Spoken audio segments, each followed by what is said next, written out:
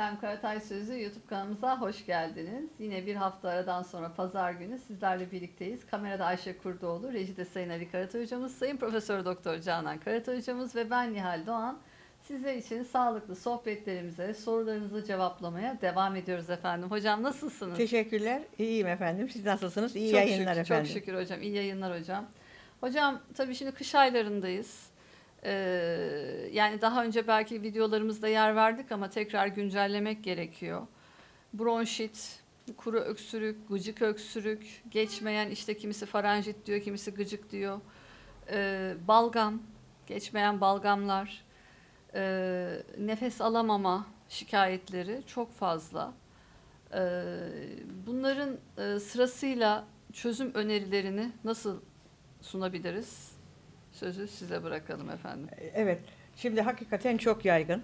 Kuru öksürük, balgamlı öksürük çok yaygın. Bir kere kuru öksürükten bahsedelim veya gıcıktan Hı hı. bahsedelim. Bu şeyi gösteriyor. Üst solunum yollarında, laringste yani şeyde veya özefagusta, yemek borumuzda, ağzımızda, burnumuzda ki hücrelerin, mukozanın irite olduğunu gösteriyor. Hı hı. Yani mutlaka virüs değil, mutlaka bakteri değil. Hı hı. İrite olsa da orada bir mücadele oluyor Hı hı. ve vücut onunla mücadele etmeye çalışıyor. Hı hı. Ve de o mücadelede ateş de çıkıyor tabii. Hı hı. Yani ateşin çıkması ve kuru öksürük mutlaka virüs demek değil. Hemen kalkıp acile koşmayın kardeşim. Hı hı. Ama öyle bir hal aldı ki bu son 3-4 sene içinde panik. Her kuru öksürüğü olan, her ateşi olan acile koşuyor. Aciller dolup taşıyor. Neden biliyor musunuz? Yanlış yapılan panik yayınlardan dolayı.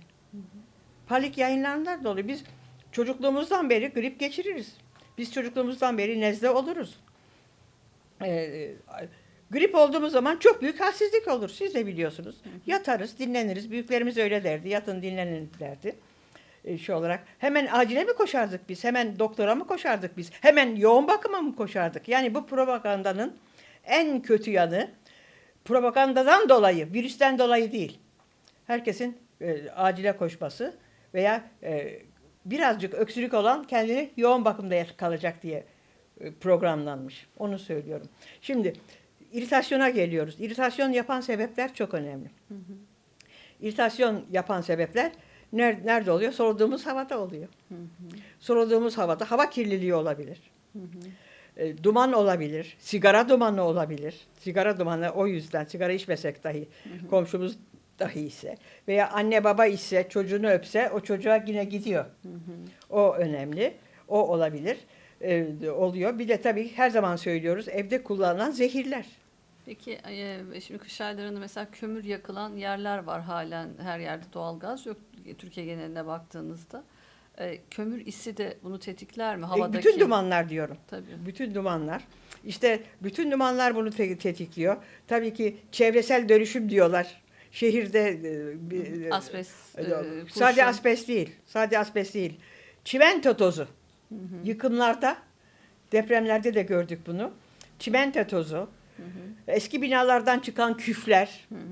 mantarlar. Demin de geçen hafta mantarları konuştuk. Yani havaya yayılan, hava kirliliği, Hı hı. bacalardan çıkan her türlü duman. Hı hı. Endüstriyel bölgelerde, fabrikalarda, efendime söyleyeyim, bacalarda filtre kullanılmaması, Hı hı. masraf olmasın diye. Hı hı. Bu şey olarak ve bunlar hakikaten bu üst solunum yolları mukozasını irite ediyor. Hı hı. Tabii virüsler de bunu yapıyor. Bakteriler de bunu yapıyor ama bu hava kirliliği kadar fazla değil. Biz devamlı bunu soluyorsunuz kardeşim. Evdeki temizlik malzemeleri başta çok yoğun bunu yapıyor. Bu bir. Temizlik malzemelerinde işte her türlü temizlik malzemesi, özellikle çamaşır suları, özellikle okullarda kullanılan çamaşır suları. Bana bir hastam söyledi. Hakikaten dedi ki, oğlum çocuğum dedi gayet iyi dedi. Ama okula gidiyor, burnu tıkanarak geliyor dedi. Gıcık olarak geliyor dedi. Bu neyi gösteriyor? Bu gayet güzel bir belirti. Test yapmanıza da gerek yok. Bilmem burnunuzdan bilmem ne almanıza da gerek yok. O çocuğun zehir soluduğunun belirtisidir. Okullarda bu maalesef şakır şakır kullanılıyor çamaşır suları. Sadece tabii çocukları da etkiliyor. büyükleri de etkiliyor. Öğretmenleri de, orada çalışanları da, her türlü yardımcıyı, her türlü çalışanı da etkiliyor. Hı hı. Peki kuru öksürüğün, gıcık öksürüğün ileri safhası bronşit. Balgamlı öksürük. O mesela bir enfeksiyon belirtisi mi oluyor? Şimdi o ileri safhası değil, o ayrı ayrı. Hayır. Peki. Yani bronşit, akut bronşit olabilir, kronik bronşit olabilir. Kronik bronşitin en önemli sebebi sigaradır, uzun süre kullanılan sigaradır, uzun süre kullanılan illegal ilaçlardır. Çok zararlıdır. İkisi de çok zararlı, ikisi de çok zararlı, ikisi de çok zararlıdır. O iş olarak. Tabii bir de yine deterjanların oraya girip işte bozmasıdır. Kuru öksürüğün ve bronşitin de en önemli sebebi yine kirli havadır. Yani vücut o kirli havaya karşı göğe kendini korumaya alıyor. Eğer mikrop eklenmişse, virüs eklenmişse balgam oluyor tabii. Sekresyon oluyor tabii, bu o. Ve geçirdiğimiz gripten sonra, yani korona gribinden sonra biliyorsunuz bütün vücudu hücrelerimizde büyük harflerle söylüyorum ACE2 reseptörleri vardır, kapıları vardır hücrelerde. Hı hı. Bütün mukozamızda, ağız burun mukozamızda, akciğer mukozamızda da bunlar vardır. Bütün vücutta da vardır, kalpte de, bağırsakta da vesaire. Bu reseptörler bu geçirdiğimiz veya geçirilen koronavirüsten sonra ve de kola vurulan sıvılardan sonra çok hassasiyet kazandı. En ufak bir şey onları Uyarıyor. irite ediyor. Kuru öksürüğe başlıyorsunuz. O halde bunları uyutmamızın en önemli sebebi mesela meyan kökü balı. Meyan kökü balı vücuttaki bütün AS2 inhibitörlerini efendime söyleyeyim, pardon, ACE2. AC2 kapıları da kapatır. Bu çok önemli. Meyan kökü balı emilebiliyor ve hakikaten o kuru öksürüğü ve de yani bunun en ileri safhası astım oluyor biliyorsunuz o şey olarak ona dahi rahatlık getirebiliyor.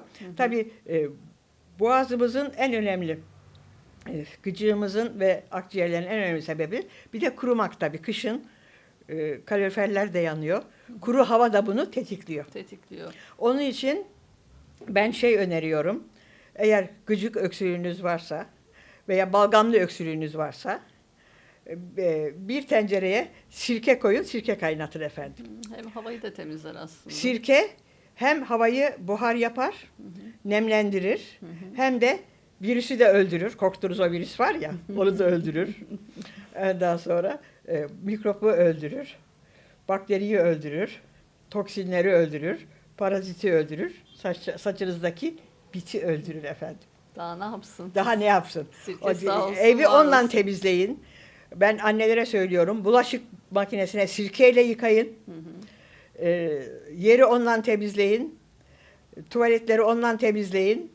Halılarınızı onunla temizleyin. Pırıl pırıl olur efendim. Evet, ama Bir de sağlık kazanırsınız efendim. Temizlikte ev sirkesini ziyan etmenize gerek yok efendim. Onun için marketten... Ben sokak zaten bakkaldan çakkaldan alınanı söylüyorum. Ama Temizlik için. kaynatmada ev sirkesi olursa daha iyi olur tabii. O çünkü Tabii olarak. Ama etkili olur. Yine ev sirkesi bulamayanlar öbür sirkesiyi de kaynatırlarsa çok faydası olur. Çok kötü kokuyor demeyin bana. Sizin o ballı limon elma kokusuydu. Yok efendim lavanta kokusuydu sirkeleriniz veya sabunlarınız çöpe efendim. Bir de oda kokuları var ya, oda parfümleri. İşte hepsini söylüyorum. Bütün o parfümler bu iritasyonu yapıyor. Çünkü neden? Hepsi kimyasal. Evet. Hepsi inorganik. Yani bizim biyolojik vücudumuzda onların yeri yok. Ama sirke öyle değil. Sirke candır hocam. Candır. Mikrobiyomu artırır ve de şeylerimizi düzeltir. Bir de sirkenin en önemli sebeplerinden birini biliyor musunuz? Alkali kılıyor vücudu. Sirke hakikaten eski tıpta da, kadim tıpta da zaten hep ilaç olarak kullanılmış. Hatta bitkisel ilaçları uzun yıllar sirkede yapmış hekimler. İnanılmaz hocam, yani her evde aslında doğal bir ecza deposu olsa onun baş köşesinde sirke olabilir. Ev sirkesi, tabii çok çeşitli sirkeler var. Her birinin yeri ayrı. Bulmak kolay değil ama arayan buluyor efendim. Şeyde de evinde yapmak isteyenler de olursa tekrar hatırlatalım. Karatay Mutfağı kitabımızda efendim elma ve üzüm sirkesinin detaylı tüm yapım aşamaları yer almakta. Buradan kolaylıkla sıfırdan sirke yapabilirsiniz. Yalnız şu an mevsimi değil. Tabii ki artık yaz aylarını beklemek gerekiyor. Çünkü buzhaneye girmiş meyvelerden sirke olmaz. Aynı fikirdeyim. Ve şunu da tekrar hatırlatmak istiyorum. Bilimsel konuşmuyor dedikleri halde senelerden önce sirke nasıl yapılır diye halkımızı uyarmışız. Halkımızın yolunu açmışız. Senelerden önce ev yoğurdu nasıldı diye şey yapmışız. Tabii sirke deyince ev turşusu da çok önemli. Ev turşusu da çok önemli. Yeni bir çalışma geldi. Harvard'da yapılmış. Yeni, galiba 2 hafta önce geldi. Harvard'da ne diyor biliyor musun çalışmada? Ah canım benim, bir tanemler benim.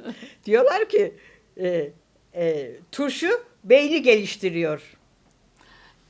Griplere karşı, bu virüslere karşı kalkan olabilir mi turşu suyu? Tabii ki olmaz olur mu? Turşu suyu. Geleneksel çünkü. Geleneksel tabii ki. Bizim için. Biz de her zaman sokaklarda turşu suyu içerek büyüdük. Çocukluğumuz, öğrenciliğimiz öyle geçti. Şeye döneceğim hocam, bu balgamlı öksürüğe döneceğim. Bir de hani balgamlı öksürükte korkutan nokta kanlı balgam. Mesela birisi kanlı balgam gördüğünde ne yapmalı? Şimdi kanlı balgam ne demek? İşte. Yani kanlı deyince herkes kanlı sanıyor. Evet. Yani çok kuru öksürükte çatlama olur. O kırmızı pembe olabilir. O kanlı balgam demek değil. Kanlı balgam tüberkülozda olur. Akciğerin patlamasında olur. Adamı delilendirmeyin. Tamam hocam, soralım ki. İşte onu söylüyorum. Ama hayır, bu sefer söyleyince herkes korkacak. En ufak bir şey görünce kanlı balgam tamam, diyecek. işte hani korkmasınlar diye doğrusunu anlatın diye hocam. Biz ne kadar korkmasın desek de ödleri kopuyor. Hepsinin ödü patlamış. Çünkü devamlı korku enjekte ediliyor. Yani şeyi çıkartıyorlar, bilmem kimi, Aşıların Efendisi'ni. Aşıların Efendisi orada konuşurken arkada yoğun bakımı gösteriyorlar. Medya da bunun bir suçlusu bence. Kusura bakmasınlar. Yani her grip sanki yoğun bakımda bitecekmiş gibi. Böyle bir yalan, böyle bir dolan olabilir mi kardeşim? Bu parmağım oradan geliyor, yoğun bakıma mı gideceğim diye. İnsanlar bu halde, onu ben biliyorum. Hastalar geliyor da oradan biliyorum. Haklısınız hocam. Peki hani bu zatürre aşamasına karşı kendimizi koruyup hangi aşamada doktora gitmeliyiz? Yani gereksiz yere acile gitmeyin diyorsunuz. Yani belli şeyleri evde yaptık. Ben grip için söylüyorum. Tabii. Yani grip için, nezle için acile gidilmez diyorum. Ama Evet. çok yüksek akciğer şikayetiniz varsa tabii ki doktora gideceksiniz, tedavi olacaksınız. Ben Tamam. onu önlemiyorum. Tamam. Hastaneye bile yatmak gerekiyor. Yani çok uzun süre ateşiniz, öksürüğünüz geçmediyse mutlaka hekime gidin diyorum. Tabii ki. Bunu buradaki ayrımı iyi yapalım ki ona göre yani hem doğruyu söyleyelim hem de gerekli noktada Tabii ki. başvurmaları Tabii ki. gerekiyorsa hekime başvursunlar yani. Yalnız burada bir tek şeyi söylemek istiyorum. Bu virüs infeksiyonlarında ateş çıkar mı? Çıkar. SRP yükselir mi? Yükselir. Sedimentasyon yükselir mi? Yükselir. Bunun için antibiyotik almaya gerek yok. Hiçbir virüse antibiyotik etki etmez. Koruyucu olarak da veriliyor. Koruyucu olarak antibiyotik verilmez. Koruyucu olarak antibiyotik vermek en büyük yanlıştır, en büyük tehlikedir. Bu bir. Bir de çok virüs enfeksiyonlarında, bakın bakteride olmaz ama virüs enfeksiyonlarda vücut kırılır. Her bir yerimiz ağrır. Biz bunu yaşadık. Yani Halsiz ağrı. Ağrı. Omuz ağrısı, vücut ağrısı. Bu ağrı için ağrı ilacı kullanılmayacak virüs alındığı zaman. Onu söylemeye çalışıyorum. Virüs infeksiyonu geçiren kişiler ağrı ilacı, yani anti-inflamatuar dediğimiz ilaçlar kullanıldığı zaman kalp krizi geçiriliyor, bayılıyor, haberiniz olsun. Allah korusun. Ve en çok yapılan hata galiba. en büyük hata, koronada salgını sırasında ölümlerin en büyük sebebi kullanılan ilaçlardır efendim. Korona değildir. Korona öldürmez. Korona çocukluğumuzdan beri var bizim vücudumuzda, çevremizde, her yerde. Öldürenler virüs infeksiyonu sırasında antibiyotik almak, ağrı ilacı almaktır. Ateş çok yüksekse hakikaten düşürülebilir. Sirke düşürür, soğuk su düşürür veya damardan bir şey verilebilir hekim tarafından. Ama ilaç alıp ateşimi düşüreceğim derseniz düşer bayılırsınız, haberiniz olsun. Yani bilinçsiz ilaç kullanımına çok dikkat etmek Ağrı ilacı gerekiyor. dahil. Ağrı ilacına özellikle çok dikkat etmek gerekiyor. Kafaya göre hekime danışmadan ağrı ilacı kullanmamak gerekiyor. Hem gribal enfeksiyonlarda hem diğer zamanlarda. Tabii ki. Zaten baş ağrısı ilacı şakır şakır kullanılıyor. Ben grip enfeksiyonu sırasında söylüyorum. Bakın çocukların yüksek ateşi grip enfeksiyonları sırasında senelerden önce aspirin yasaklandı. Reuters sendromu diye bir sendrom çocukları mahvediyor diye. Büyüklerde de bu gözüküyor. İleri yaşlarda, bilhassa yaşlılarda. Çok dikkat etmek gerekiyor. Yani aslında böyle hemen ağza atılan bir şey sizi hastaneye sürükleyip hayatı risk Hayatınız riske atılıyor. Ve de bu ilaç eksikliğinden olmuyor hanımlar, beyefendiler. İlaç eksikliğinden olmuyor. Belki ilaç fazlası bizi daha beter hasta ediyor. Bunu da burada söylemek istiyorum. Ağzınıza sağlık hocam. Şey olarak son olarak özellikle hani biz hep söyledik ama bir tekrar olacak kapanışta.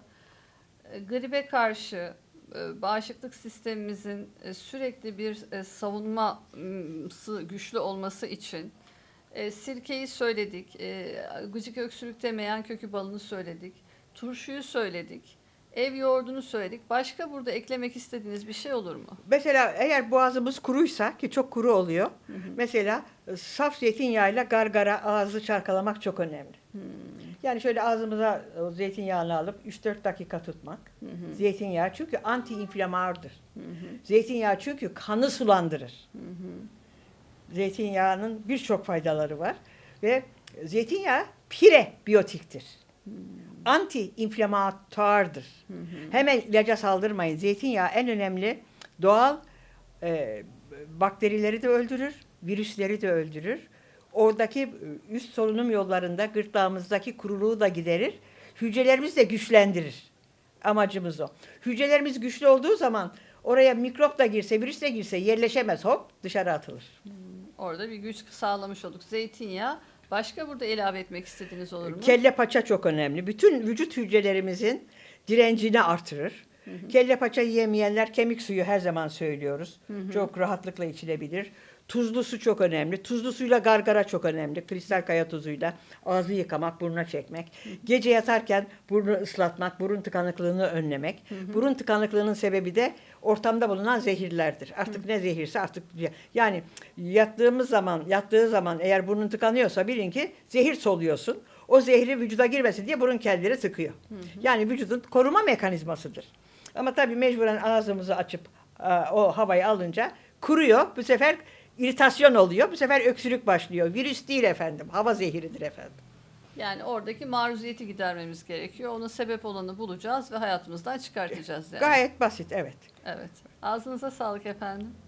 İyi Son günler. olarak başka bir şey ekler misiniz bugünü kapatırken? Bol su içilecek. Tuzlu su çok önemli. Tuzlu suyla gargara da çok önemli. Unutmayalım. Kendinize iyi bakın. Kışı iyi geçirin efendim. Ağzınıza sağlık efendim. Önümüzdeki hafta buluşuncaya kadar sağlıkla kalın, sağlıcakla kalın. Hoşça kalın.